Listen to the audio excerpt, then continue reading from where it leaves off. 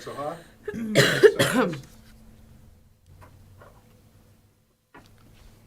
You're live.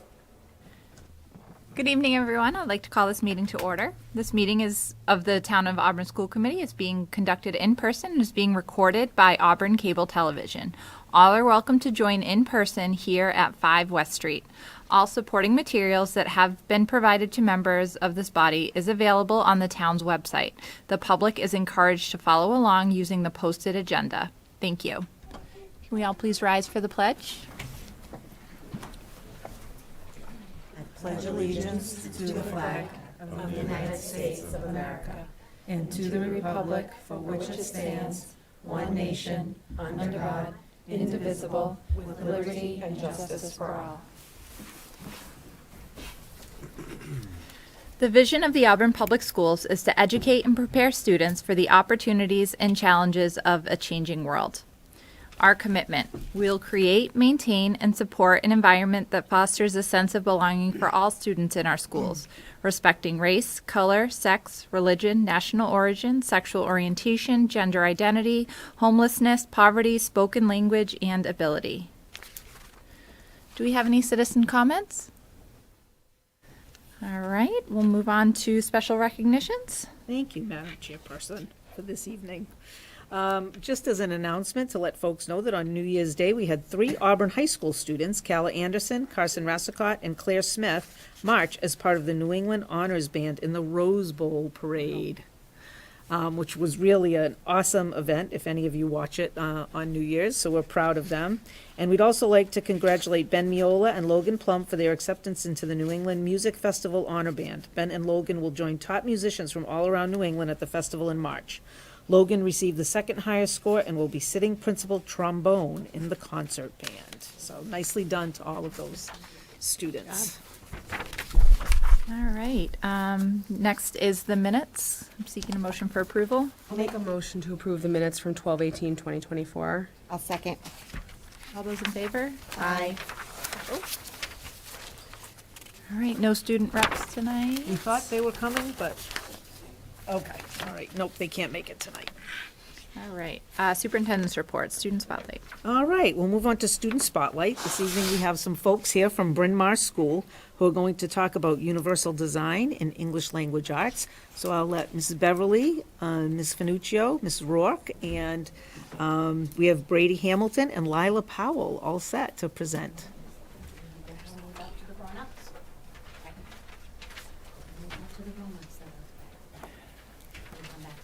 Okay.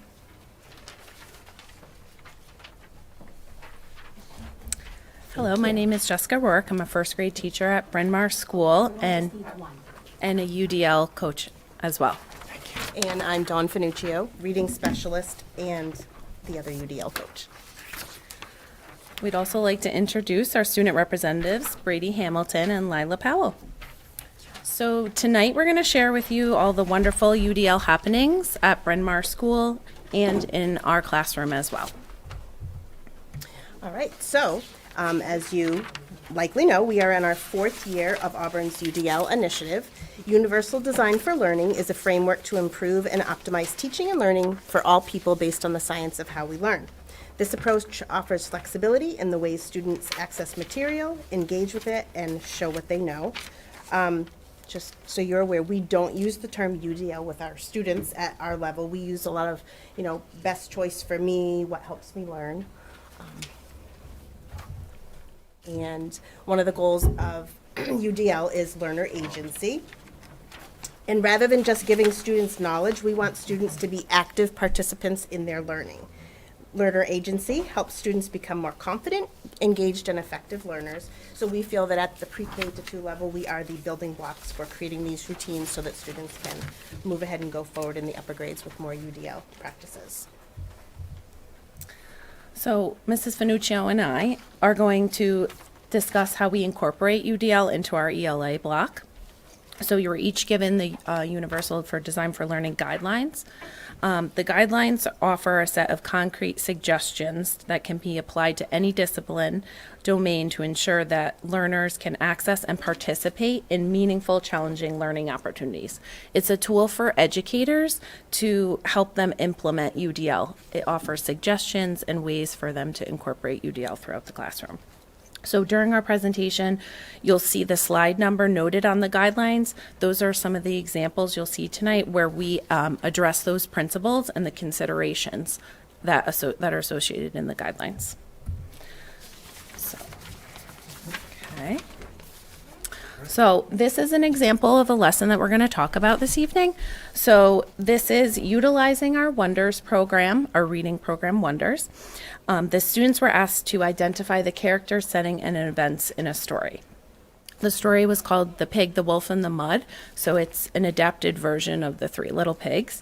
As you can see, we have the clear, firm goal addressed for the kids to see what we're asking them to do. This is the what. I can identify characters, setting, events in a story. And then the UDL is how. How can they show that? How can they demonstrate their understanding? So students were given multiple opportunities. They could draw the characters, setting, and events in the story. They could write about it through the use of a word bank as well. Some students choose to use the word bank. Some students use the book. They have either choice. And they also are able to decide how they would like to work, what works best for them. We talk about being your best learner. Is it best for you to work with a buddy when you're completing an activity? Is it best for you to work independently? Or do you feel like you need a little more guidance and you start off with a teacher? Sometimes students start off with a teacher and stay with the teacher. Some students start off with a teacher and get going, and then they go off by themselves or they go off with a buddy. So providing choices and giving students voice in their learning really helps to break down barriers for students when they're trying to meet a goal. I can identify characters, setting, and events. For some students, drawing, that's the way they're going to show you. For some students, writing, that's the way that they're going to show you. And some students working with a buddy, working alone, that's the best choice for them. So you'll see in the guidelines that under the principal engagement, you're identifying a firm goal, you're optimizing choice for your students, and you're allowing for collective learning. Additionally, we always have like what you need now so that students know exactly the expectation, what they need to get themselves ready. It's just a visual support, so there's no question about how they can be prepared for the lesson. Along with the story, The Pigs, the Wolf, and the Mud, students were also asked to reread the story, and they had choice on how it was represented to them. They could scan a QR code and listen to the story online. They could read again with a buddy or by themselves, or again, they could work in a small group with a teacher. So this just offered students another choice on how they could access the material. We want them to reread, but which way was best for them. All right, so then what we did with the students was we took this story from our Wonders anthology and we wrote it as a play. Students were given parts, they practiced and rehearsed in the classroom with small groups, and then they got to perform to a kindergarten classroom. So this gave students the opportunity to collaborate with their classmates. One of the guidelines in UDL standards are nurturing play and joy. So we definitely had that covered because they absolutely loved it. They could use expression and movement to demonstrate their understanding of the story. So we have some photos there of some of our friends. And so now we want to invite Brady and Lila up to kind of give us their perspective.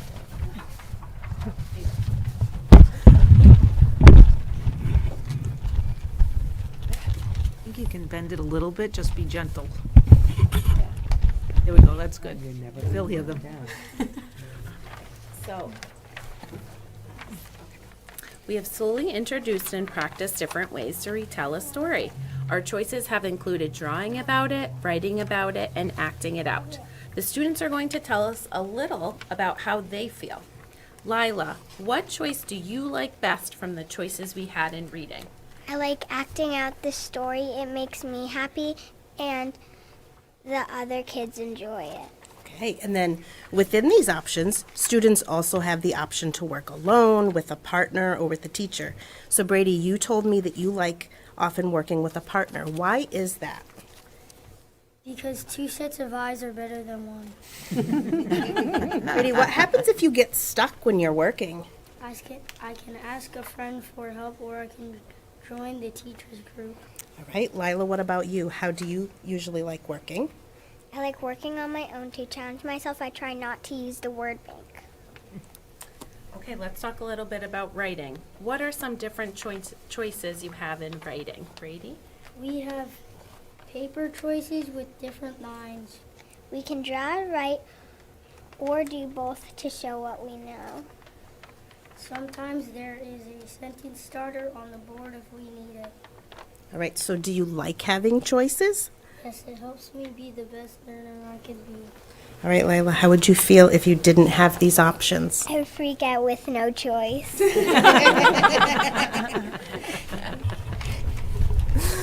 Thank you. Awesome. Great job, guys. job. Nice. Okay. So now we're going to talk a little bit about UDL in action in Bryn Mawr, how other teachers and other classes are using UDL. So we had some of our other teachers share some of their slides. This example shows a second grade classroom, how they have their visual to-do list for arrival. There's a visual timer on there, and a note of how they're feeling. I believe the classroom this came from, there are little magnets that have numbers that represent each student, so they can just put their little magnet up. So that gives the classroom teacher like a quick glance of what's going on here, you know? So that really helps support emotional capacity and by developing an awareness of themselves and others in the classroom.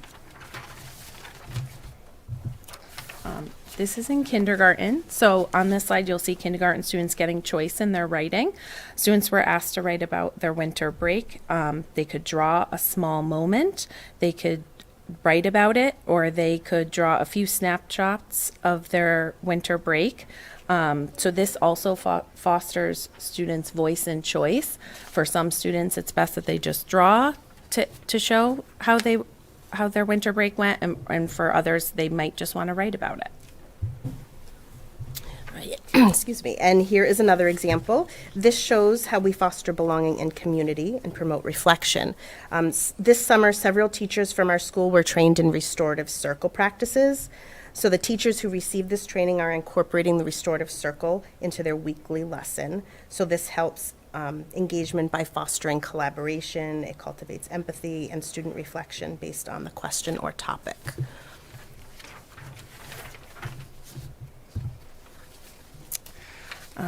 Here you'll see we call math seats for success. A lot of teachers are utilizing this. So students are introduced a topic or skill, and then they choose how to access it through independent practice. How do they learn best? Again, they can do partner work with a teacher, independent work, and additionally, what second grade is starting to do to use feedback. They have a QR code to scan so students can self-correct their work independently, which just helps them just build more independence in the classroom.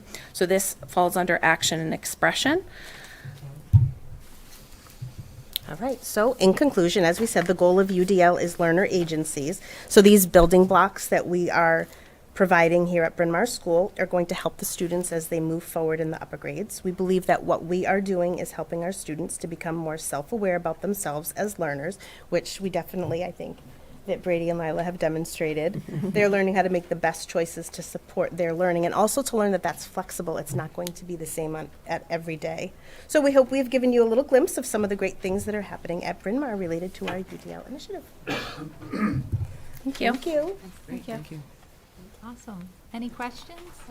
Through the chair, I actually have one. That math one at the end, was that for second grade? Yes. Or, okay. Second grade. That's wild, though. They can just figure out how to QR code and self-check that.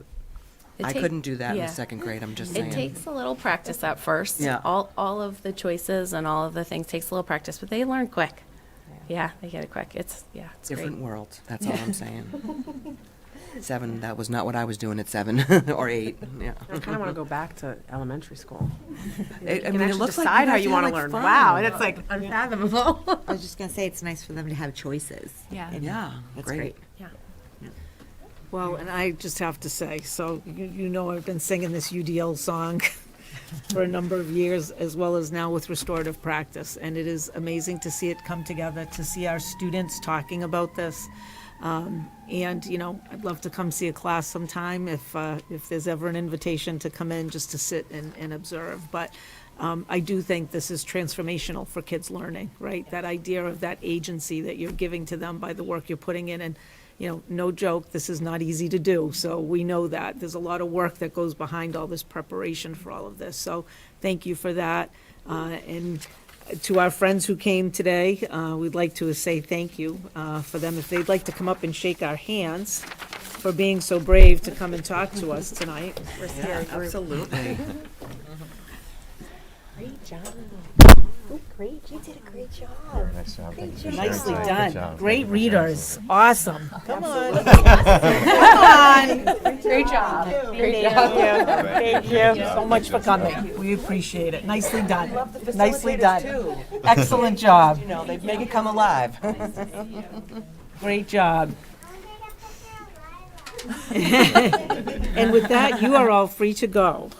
Thank you so much. That was great.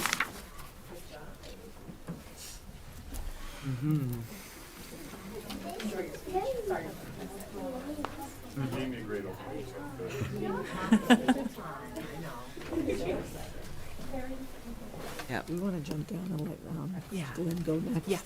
And then we can go back to the budget. Thanks, everyone. Thank you for coming out tonight. We appreciate it. Stay warm. Nicely done. Great job. Have a good night. Thank you. Better than it being freezing last year. Great job. Thank you. Thank you. Good job, Brady.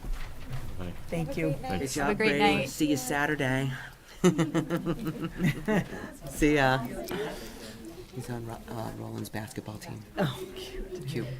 All right, we're going to jump down to new business. New director of facilities. Thank you. Yes, we'd like to, this evening, we have with us Glenn Gregoire, the new Director of Facilities for the Auburn Public Schools. He began with us on December 2nd. Glenn's just going to take a few minutes to introduce himself to the committee and to the community. Come on up. No pressure. Good Hard act to evening. follow. First, I want to say, I mean, I got to follow that. Yeah. You know, she didn't prepare me for that at all. That I'm two superstars in the school system. They're gonna, you know, go set the bar for me right away. They were great, and that's really a big reason why I'm here. I'm glad to be back in the district and be around the kids again. It's a lot of fun to walk through the classrooms. So first of all, I want to thank you all, the school committee and Dr. Chamberlain, Alan, and Jennifer for the opportunity to come here. It's been a great experience to work with Joe the past month, get his insights into the buildings and the operations. Replacing 20 plus years of experience is never easy. It's just amazing that to handle a school system of this size, keep them on budget, keep them in great operational shape, and have such a wonderful staff. Very fortunate to inherit a staff of lead custodians that take ownership of the buildings. So often in the workplace for what I do and what we do, you just don't see that. They come in, do the job, and they go. But our staff is very responsive to what's happening. The support staff below them as well, their communication amongst each other, amongst myself on the weekends, always available, stepping in when that need arises to handle the schools has been great.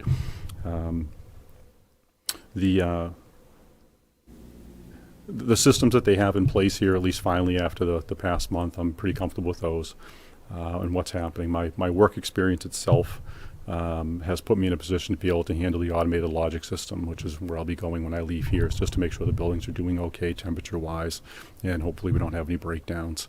I am MCPPO certified. I received my designation this year. I am a very strict financial conservative. I think that'll make you guys feel a little bit better. I'm not somebody who goes out and spends a lot of money. I understand the financial constraints that the school systems are under and how we operate.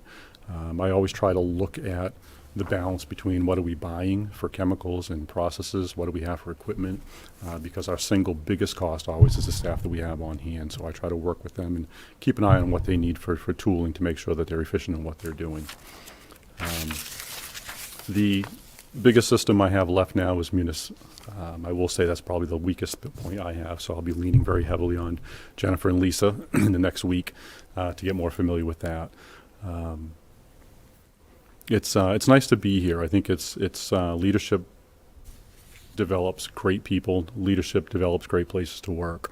I've had the opportunity now to interview with all the principals, talk with them, see what their building needs are, and what their future plans are, what they would like to have for the buildings. And they take a conservative approach. You know, I was very relieved not to hear long pages and lists of what do we need and what do we want to do. They've been very happy with the system, so don't break it, I think has been the biggest message I've received from them. But just keep it operational, take care of the little things, make sure the security is there in place and be responsive to their needs. So I feel very comfortable saying that I can meet all those needs for them. It's been very, very fun so far. I don't want to be too long. So do you have any questions as far as for what I've done in the past or anything you'd like to know more about me? Any questions? I will say that Glenn has stepped in. It was nice, we had the transition time with Joe. But he brings with him an awful lot of knowledge, so we're very lucky to have somebody that has the background that he has. You know, making sure our buildings are warm. He's been very pleased. We've had no leaks anywhere, because he's been in other places where leaks have been a problem. I know not. Roofs are great. Yeah. So I'm sure you'll hear more about him, but we are very happy to have him, and so far, so good. I think we're off to a really good start, so. Great to be here. Awesome. All right. With that, I'm going to go check some systems because that's what we're looking at. There you go. Thanks, Glenn. Thank you. Have a good night. Have a good one. All right, we're going to move back up to unfinished business and the FY26 budget. Thank you. So as you know, we've met about this multiple times throughout the fall. We did not give you another copy of the budget. It did not change from the last time. So I am asking you to move forward the FY26 draft budget at a 5.7% increase from the FY25 amended school budget, which represents an overall increase of $1,795,994.10. I don't know if anyone had any questions. Through the chair, I just had one small thing, because I read through it again, and I couldn't remember if it was said or it was planning for the future. Did the budget include a teacher? We were looking for a teacher? There are two new positions in the budget. Okay. One is a special education teacher. Yep, that one I remember. At Swanson Road, and the other one was a speech pathologist. Okay. That's the one I couldn't find, and that is in this budget, right? It would have been in pupil services. In pupil It wouldn't services, be in one okay. of the schools. It would be listed in pupil services. yep. Yes. Yeah, that was the only one. I remember the special needs, and then there was one more, and then I was like, and I was looking through it, and I was trying to find the line, and I was like, Yeah. I'll just ask as long as it's in there. I love that. Yes, yes. I didn't make it up and dream about it and add it, so that was good. Okay. So then, yes. Even Great. no matter how many times I've looked at it once, I'm like, where is that? Yeah, I that was the So only many thing I lines, couldn't yeah. find, and I just was like, did I make it up? I might have made it up. I'm just gonna ask. Okay, great. Any other questions? All right, I'll seek a motion. I'll make a motion to vote to approve and send forward to the town of Auburn the FY26 budget as presented by the superintendent. Second. All those in favor? Aye. Thank you. I will say, as an addendum, you know, this still has to go before the town, so it could be back before you again. We will wait and see how that goes. And I hope to be able to express to them the variables that lay before us related to enrollment and those kind of things. So we'll see where we end up. The next item of policy updates, which is the second read of the Title IX sexual harassment, sexual and sex-based harassment and the non-discrimination policy. There was an error, there was a question about a previous policy. There was one for, I believe it was the ACR non-discrimination policy. So Mandy sent that on to you before, so that is there. I didn't know if anyone had any questions. I will tell you that if we end up in a position with a case of discrimination or sexual harassment, if you've read these policies, they're pretty complicated. I have to believe that we would be involving counsel in any situation like this, because it is a lot, I think, to put on a school district to manage the ins and outs of this, and certainly we want people to be well protected and well represented. So I do believe that if we were to encounter this, counsel would be involved as well. Through the chair, I have a question. For the ACAB, it seems like the current policy, like, it seems like the newer policy is more all-encompassing, is that correct? Because it seems like it said student to student harassment, employee to student harassment in the current. But in the new one, it doesn't define it as specifically. Yeah, So I it seems think- like it opens, it makes it a bit more like all-encompassing. Right, and I think then some of the specifics you talk about are laid out in the nuts Yeah. and bolts of what has to happen if there's an investigation, right? Yeah, Yeah. it just seemed like it was like, I got to that point, I was like, whoa, how did I get there so fast? And then Yeah. this one seemed like seemed like the new policy is much better. And it's also adding like male, female, gender nonconforming, which the original policy didn't seem to have, so. Yeah, that's and good. one where there was an emphasis on pregnant students as well. Yeah. Yeah. Good, it seems to be a lot more, like I said, all-encompassing. It is encompassing and complicated all at the same Yeah, I time, can't for sure. imagine we wouldn't have counsel, Yeah. so. I think it's implied on one of the paragraphs when it goes to appeal or something like that. I feel like there was something about with representation, or it was implied Yep. representation or something like that, so. But these are the kind of things that you just can't navigate anymore. I wasn't trained Absolutely in not. following through on legal processes, you know? You just have to have help. Yeah. Yeah. And even though, and it also like specifically mentions, the new one mentions like MGLC 151B, so like there's so many more parameters to that, so. Yeah. All right, so that will come before you one more time. And the next item is just my mid-year goals update for this year, so I won't spend too much time, but I did just put a brief update for each of the goals. So as far as the student learning goal goes, this was about data meetings and data practices and making sure we're using data to drive instruction. Everyone has gone through an MCAS review with all staff. We've had regular meetings with principals. We're in the process of setting up our mid-year data meetings with principals, Alan and myself. So they'll meet with their staffs, they'll go through them, and then we'll kind of go through their summaries and what they're finding. We've placed a lot of emphasis on supporting our students with special needs, so we're interested to see where we arrive with that. Again, at the elementary, iReady data will be used there. We're also doing a root cause analysis at Auburn Middle School. This is part of the tiered focus monitoring that we're going through there, and Greg Walton just got some really good feedback from the state on the process that we're going through and what we're finding. We really need to ramp up our opportunities for writing for our kids at the middle school across curriculum areas. And so they're putting some things in place with that, so that's a good step forward. And the middle school is also piloting the use of iReady. They've not had that as kind of a benchmarking tool, so we'll be looking at those results as well. So we've made some progress there. Now we need to see this mid-year results of our kids, so that'll happen in the next few weeks. My professional practice goal is related to the new superintendent induction program. This year, it's held more as a consultancy, so we've been meeting in each of our districts. There are 4 of us in the group. Where we go, we bring together problems of practice. We still meet with our mentor, so I've attended the meetings that have taken place thus far this year. There'll be another one next week, so I'll stay up to date with that.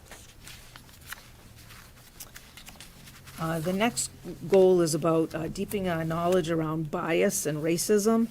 And so I just gave you some topics from our principal meeting agendas that we've covered. We had quite a lengthy discussion related to the graffiti that was found at Auburn High School several weeks ago. We've been talking about using scheduling to leverage student outcomes based on certain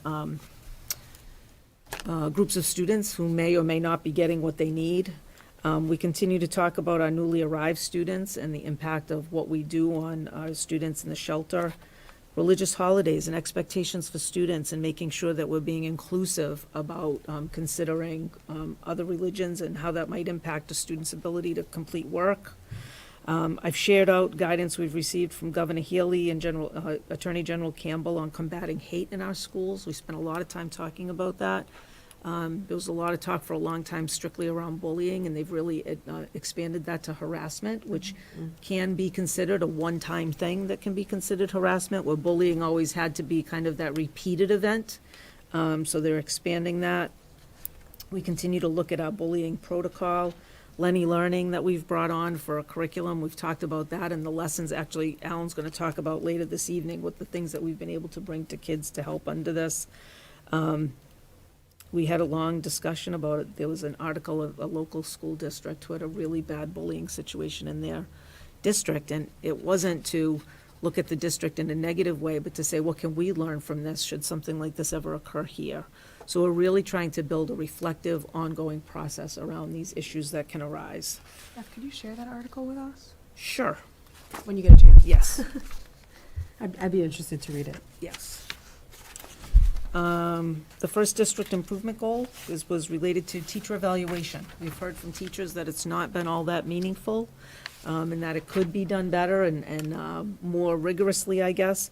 So we've all been taking rethinking teacher supervision, coaching and evaluation with Kim Marshall. That's been it's a virtual course that we've been going through, so there were some courses taking place.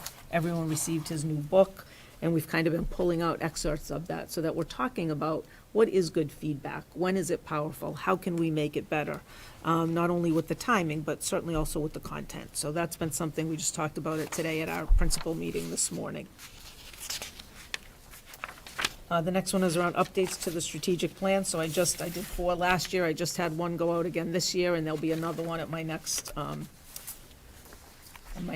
the next superintendent's update, but the one after that. So every other, I'll be putting out some updates. And we have made some really good progress on that, so things are moving along. So I don't know if anyone has any questions. I'd be happy to answer.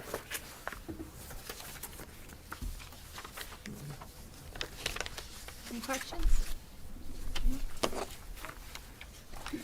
Sorry, through the chair, you said, when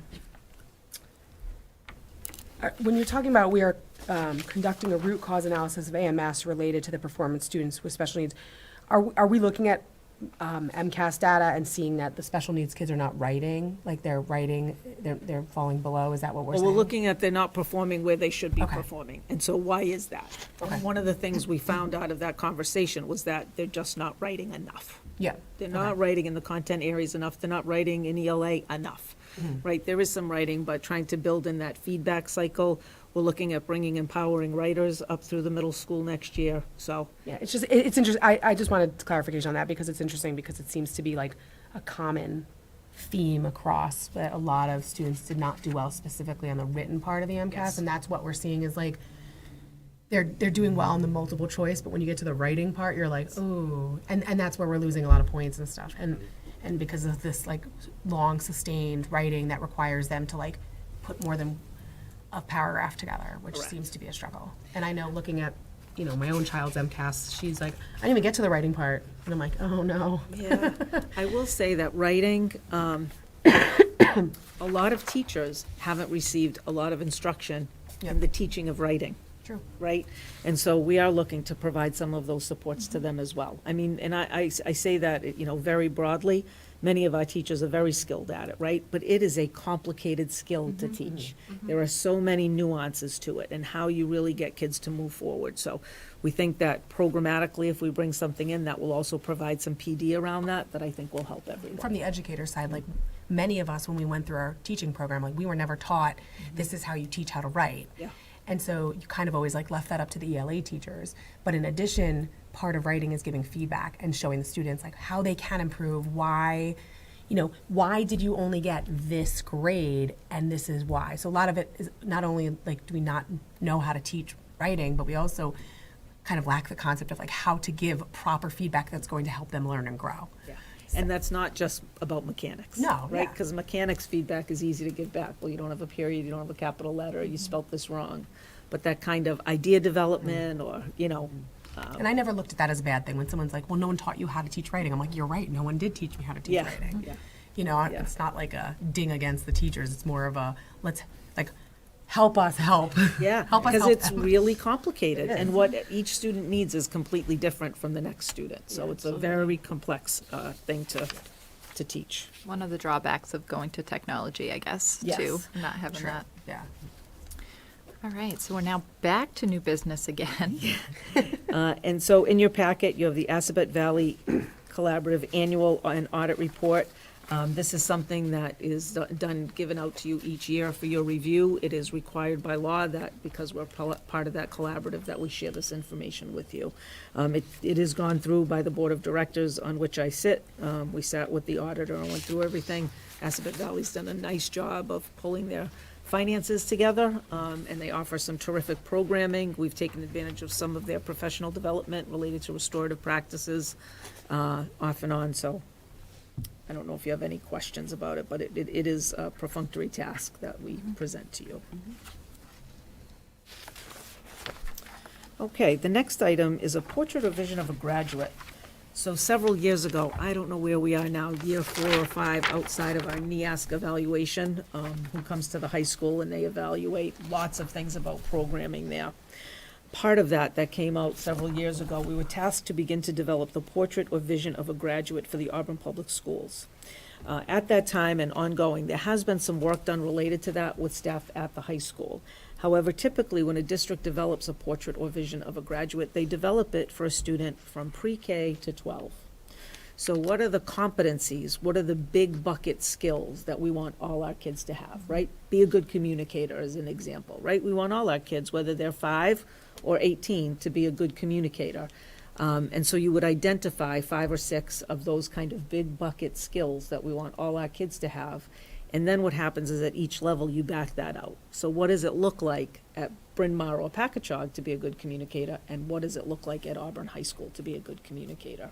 And so then along the way, you're measuring the same thing a little bit differently, but you're looking at all of that. So there was a recent survey that they sent out to the staff around some of what these buckets might be.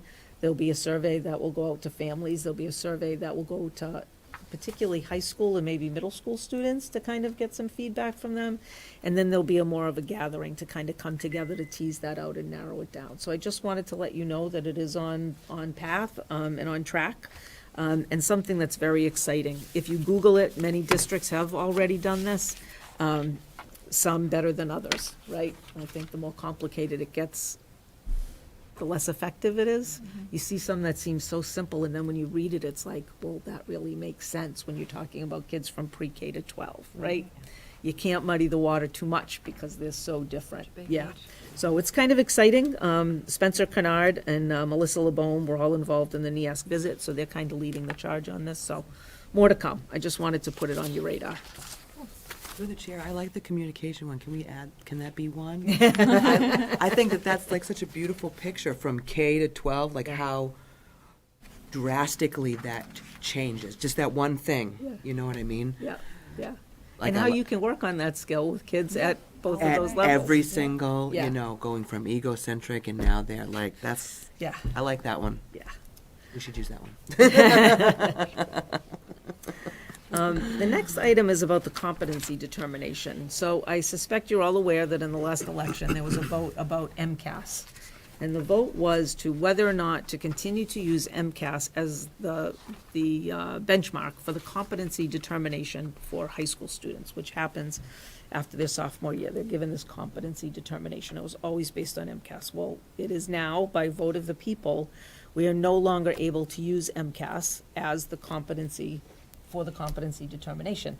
However, we still have to make that determination as to whether or not they are competent.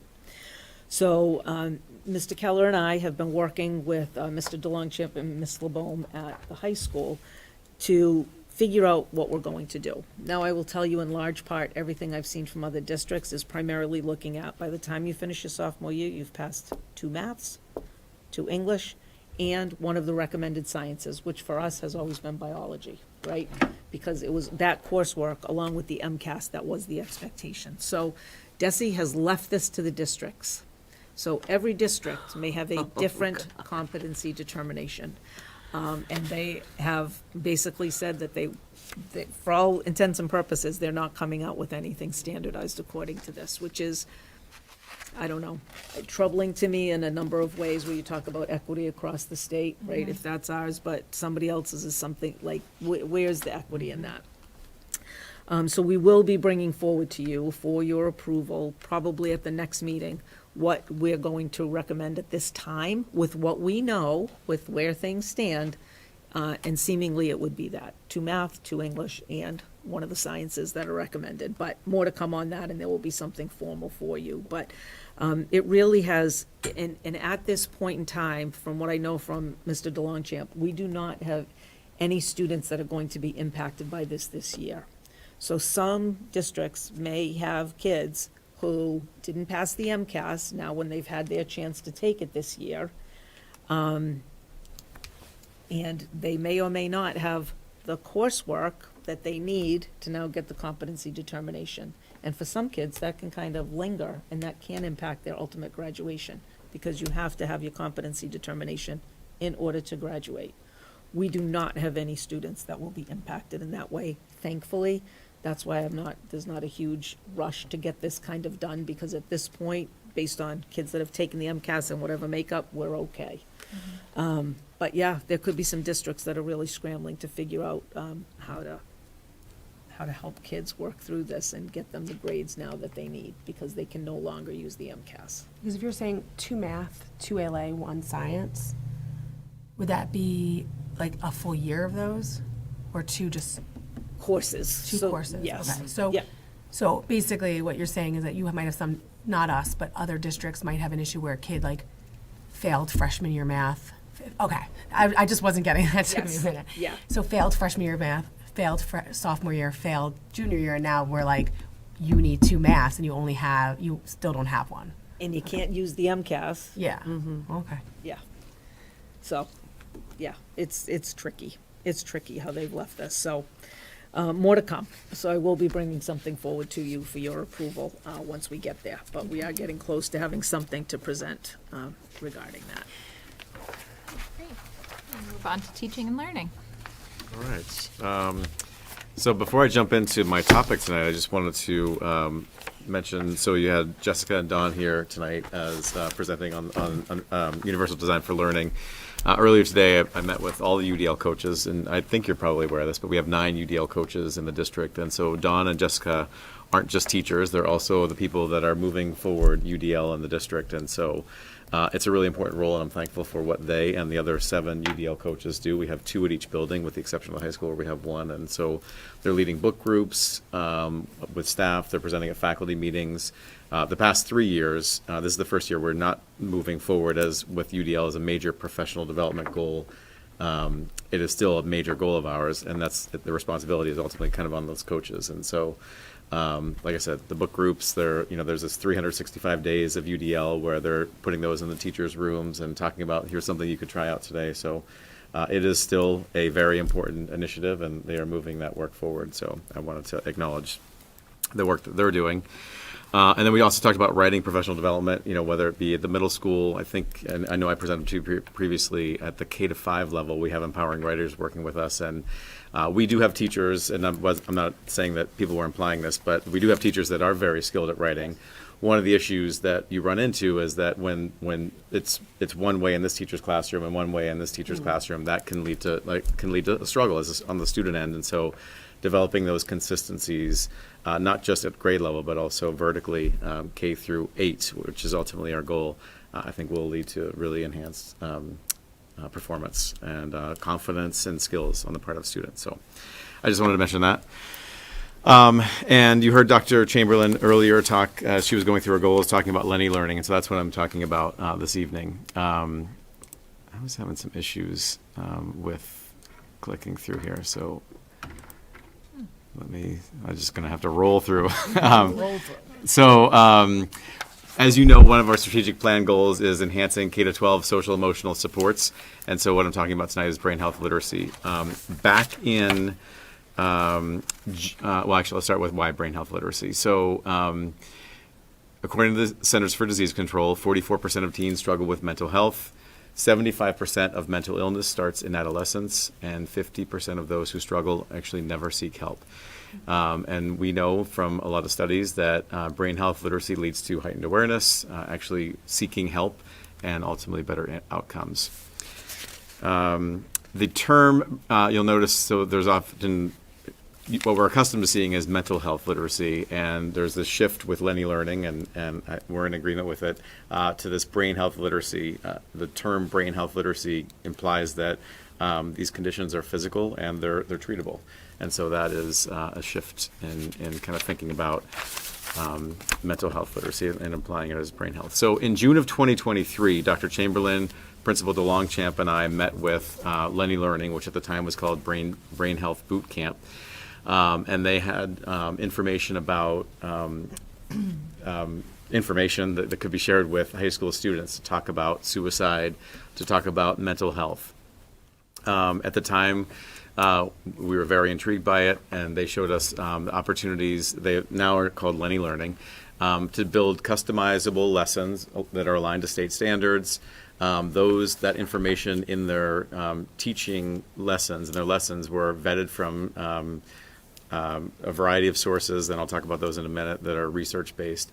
And in addition to that, we could employ district surveys for students that would measure those different dimensions that you see on the screen there: school safety, school expectations, social awareness, et cetera, et cetera.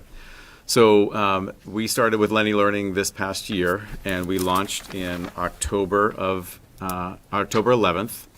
And I apologize if you probably can't see it on the screen, but hopefully you can see it on the paper in front of you. But to this point, our teachers, since October 11th, have created 273 lessons. The estimate on the part of Lenny Learning is that 819 hours were saved by creating these lessons. And I'll show you a little bit about how those lessons are created. 1,224 student surveys were used in that administration of the middle school and high school level. And we have 120 staff that were active. The 120 staff that are actively using Lenny Learning is, to me, one of the more remarkable pieces of this. We initially only rolled this out and gave professional development training to our PE and health teachers, our nurses, our counselors, administrators, and our advisors for our community program at the high school. And after that professional development, which was relatively brief, it only takes like 30 minutes to really understand how to use Lenny Learning.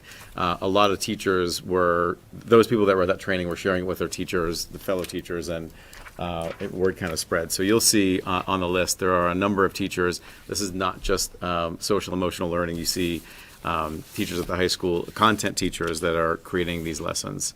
So, you have up here gratitude and goals, warm winter wishes, more lessons on the next page around STEM challenges, understanding substance abuse. We have teachers pre-K through 12 that are using the lessons that are throughout with all kinds of different purposes, decoding advertisements. So I put a sample lesson up here on the board, or up on the screen, which is the slide that's entitled Sample Lesson.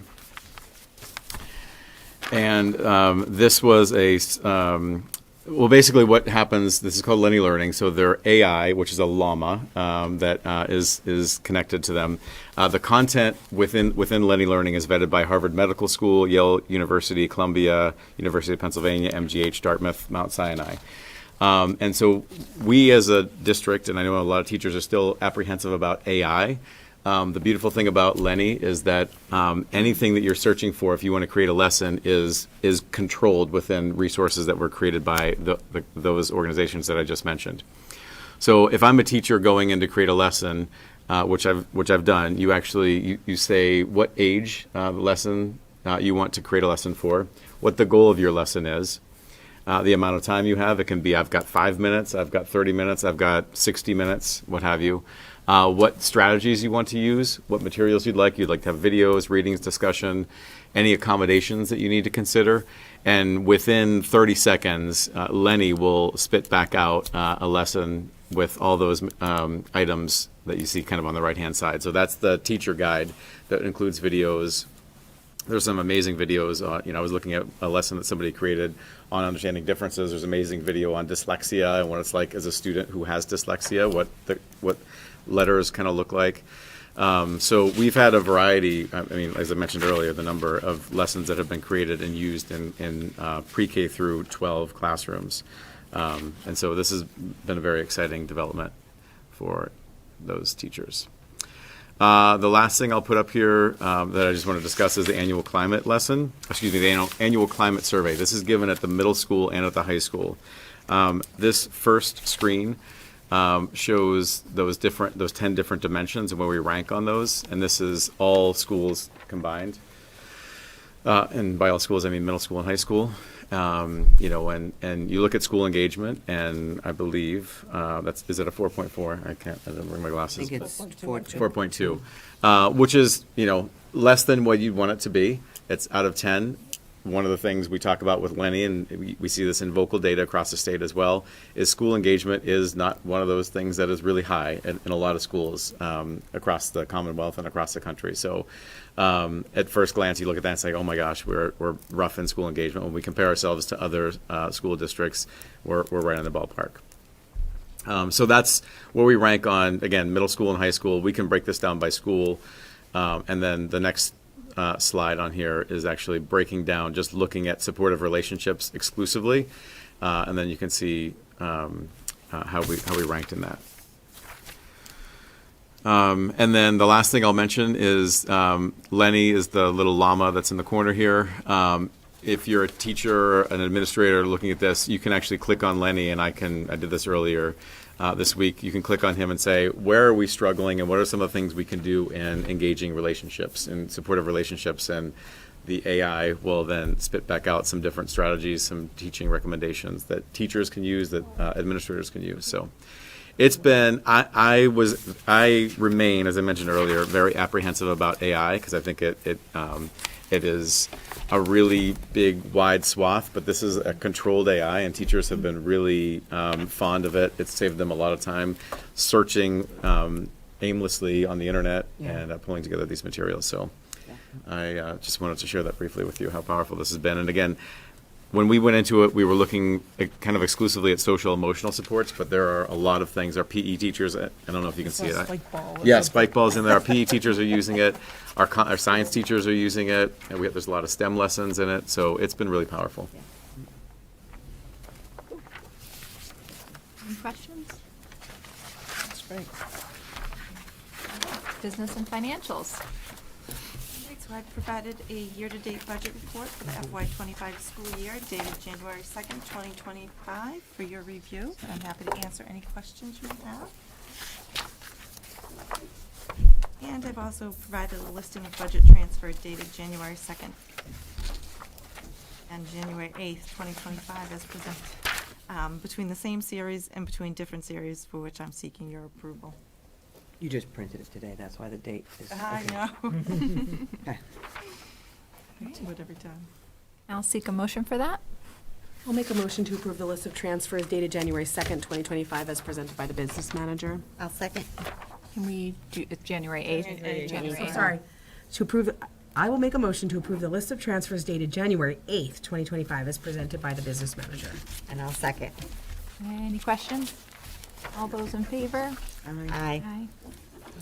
And we do not need executive session tonight? We do not. Make a motion to adjourn? I'll make a motion to adjourn. I'll second.